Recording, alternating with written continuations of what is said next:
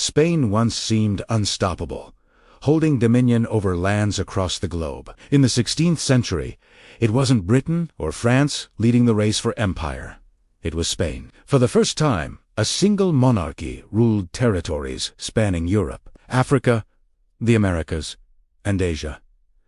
Its reach was so vast that people said, "The sun never sets on the Spanish Empire," a line later adopted by Britain. And yet, the irony is striking.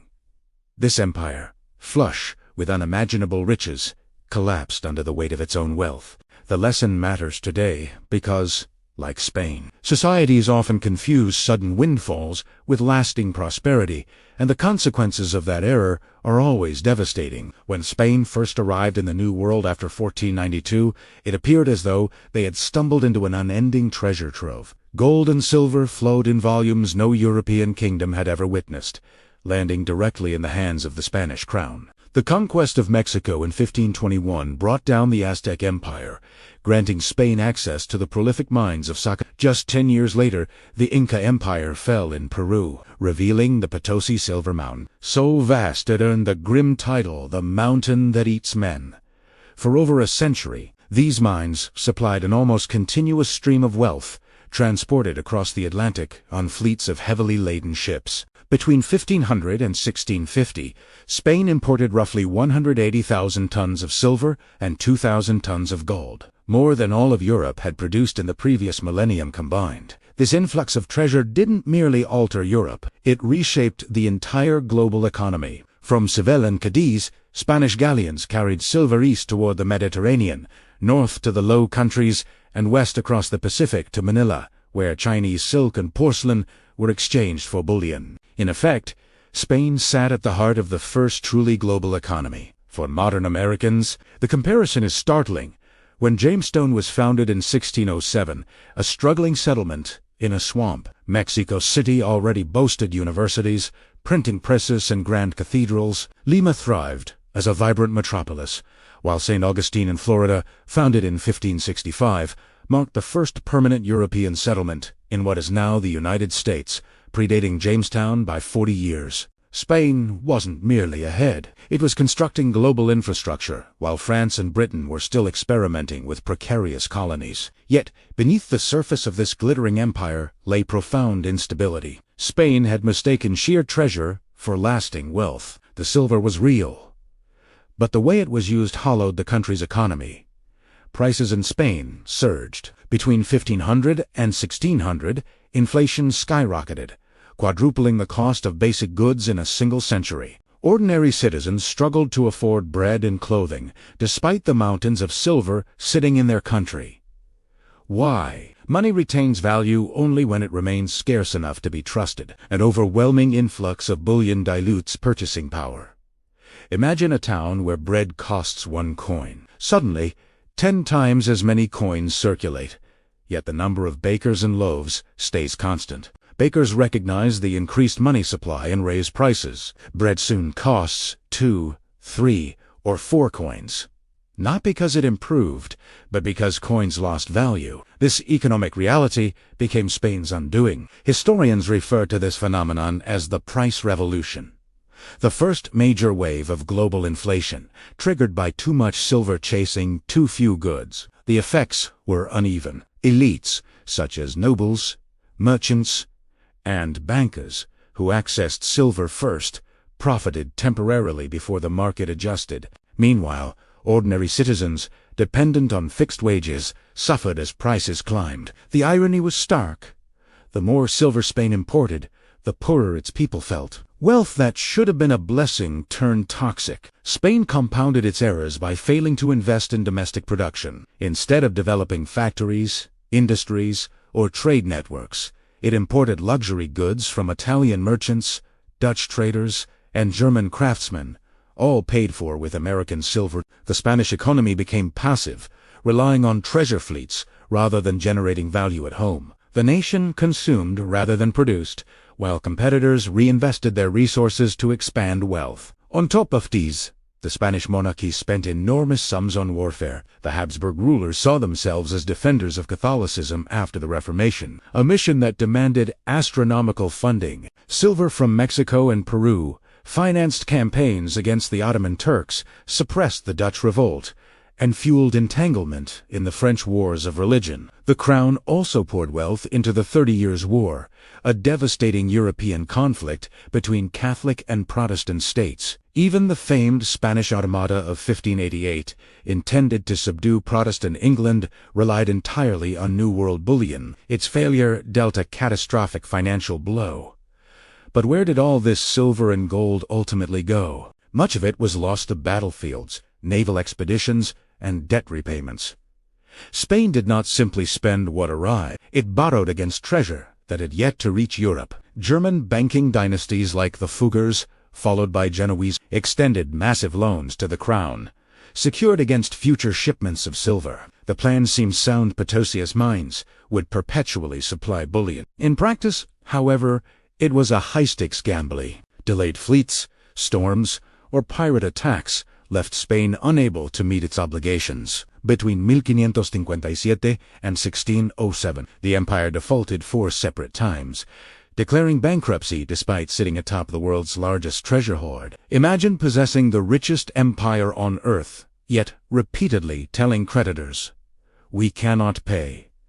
Pirates exploited this fragility. They were not random marauders, but instruments of economic warfare. England and the Netherlands recognized that capturing treasure fleets not only yielded bullion but Spain's credit. Francis Drake, under Queen Elizabeth's backing, circumnavigated the globe in the 1580s, seizing Spanish galleons carrying treasure worth half of England's annual revenue. Dutch privateer Piet Eng captured a full fleet off Cuba in 1628, seizing 11 million guilders in silver. Each attack imperiled Spain's finances, threatening sovereign default in real time. Meanwhile, rival nations reinvested their gains into navies, banks, and trade companies, cementing the foundations of their future empires. While Spain weakened, Spain's rulers could have transformed the inflow of bullion into enduring strength. Investment in domestic industries, innovation, and equitable taxation might have stabilized the economy. Instead, silver was treated as an endless fountain, plunging the Crown into the trap of chronic debt. Monarchs borrowed against expected shipments, creating a cycle dependent on flawless delivery. Undisruption storms, piracy, or delays triggered defaults, repeating Spain's pattern of bankruptcy. The cycle of borrowing and default deepened Spain's vulnerability. The Crown's dependence on future shipments made every lost fleet catastrophic. A single storm, attack, or miscalculation could unravel the empire's finances. The Spanish Habsburgs, convinced of their divine duty to defend Catholic orthodoxy, spent immense sums on military campaigns across Europe and the Mediterranean. American silver-funded wars against the Ottoman Empire, brutal suppression of the Dutch revolt, and confrontations with Protestant England. The 1588 Armada alone consumed millions of ducats, a staggering fortune by any measure, and its failure was not only a military disaster, but a financial earthquake. Despite these setbacks, Spain continued to pour treasure into conflict after conflict, compounding its economic fragility. Meanwhile, the bulk of wealth did not remain within Spain's borders. Silver passed through Spanish hands like water through a sieve. Italian shipbuilders, Flemish merchants, and German bankers enriched themselves from the Crown's bounty. Spain consumed, while others produced. Each arriving fleet made foreign creditors richer, hollowing out domestic industries and leaving Spain dependent on imports. This cycle of extraction over production weakened the empire's foundations. The nation had access to unparalleled wealth, yet lacked the mechanisms to transform it into sustainable prosperity. Treasure fleets, the supposed lifelines of the empire, became glaring targets. Enormous shipments of silver from Veracruz, Havana, and other colonies sailed toward Seville, vulnerable to attack at sea.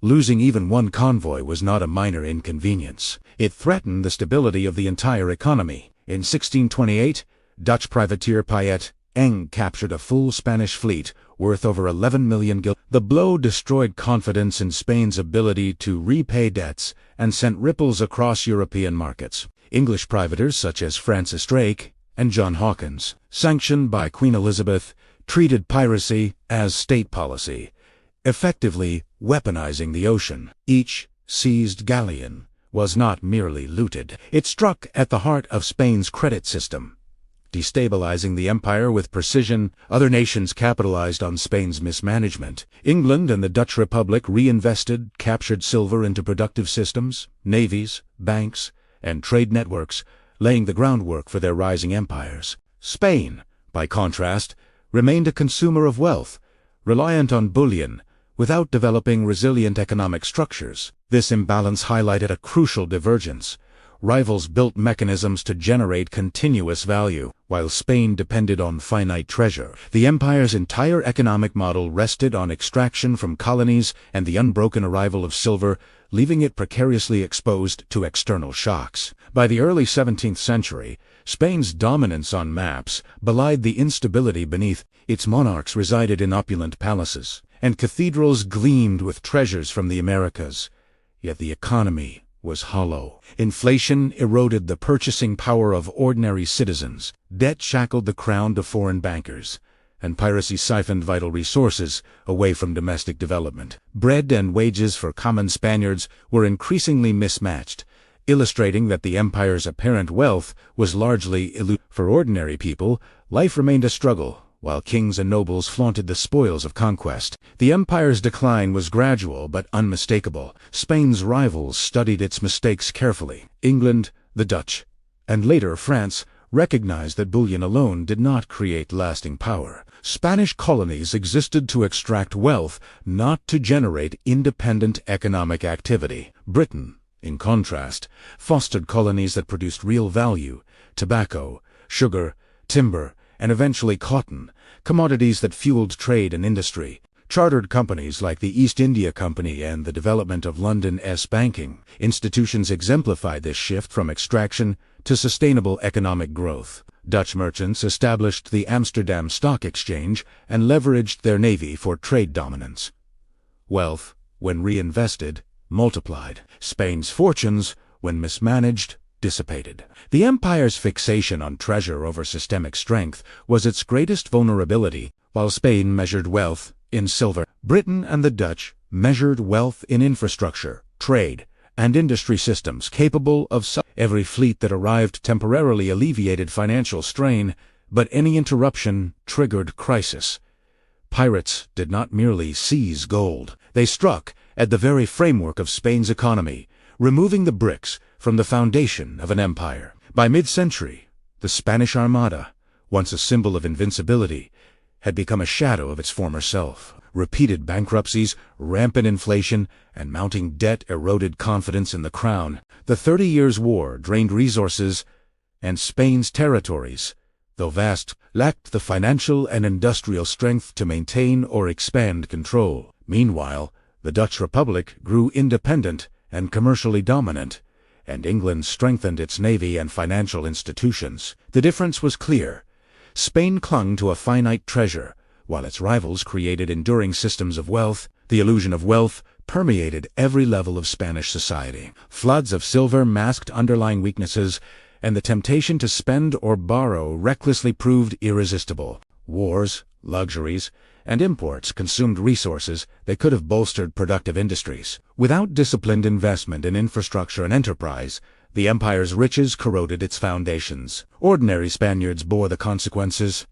Wages stagnated, prices rose, and taxation increased to support endless conflicts. Spain's position as the richest empire became a trap, consuming itself from within. By the mid-1600s, Spain's decline had become unmistakable. The empire that had once terrified Europe with its wealth and military might was now a shadow of its former self. The Spanish Armada, once a symbol of invincibility, had lost its edge. Inflation and repeated state bankruptcies had eroded trust in the crown, while the 30 Years' War drained the empire's coffers at an alarming pace. Meanwhile, rivals such as the Dutch Republic and England were using systems of reinvested wealth to expand their naval and financial power. Spain retained vast territories, but without the financial muscle or industrial capacity to defend or develop them, its empire was effectively hollow. Ironically, the very treasure that should have ensured Spain's dominance became a source of fragility. Bullion flowed into the country like water, but instead of nurturing production and infrastructure, it enriched foreign merchants, bankers, and artisans. Italian shipbuilders, Flemish traders, and German financiers thrived, while domestic industries stagnated. Spain became a consumer rather than a producer. Every arriving treasure fleet reinforced dependency on imported goods and foreign credit, leaving the empire exposed to disruption. Los Asetsia, whether through storms, piracy, or enemy action, threatened not only wealth, but the very survival of the state's financial commitments. The pirates of the 16th and 17th centuries exploited Spain's structural weaknesses with remarkable efficiency. They were not random marauders, but instruments of economic warfare. English privateers, like Francis Drake and John Hawkins, sanctioned by Queen Elizabeth, targeted Spanish galleons to destabilize the empire's finances while enriching England. Dutch captains, most famously Piet Eng, captured entire treasure fleets,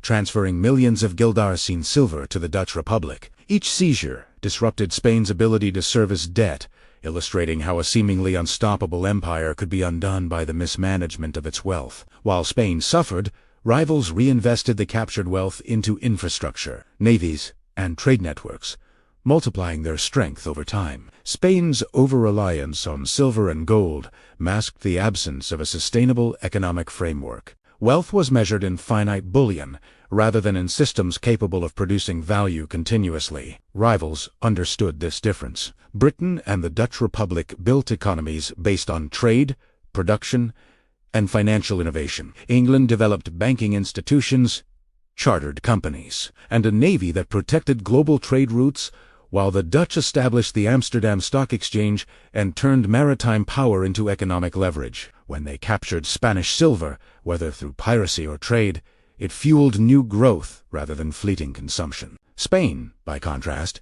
used its treasure to fund luxury, war, and imports, hollowing out the economy and failing to reinvest in production. For ordinary Spaniards, the empire's wealth was largely elusive. Inflation eroded wages, and the cost of living rose sharply, even as the crown displayed enormous riches in palaces and cathedrals. Taxes increased to pay for wars that provided little direct benefit to citizens. The economy consumed itself from within.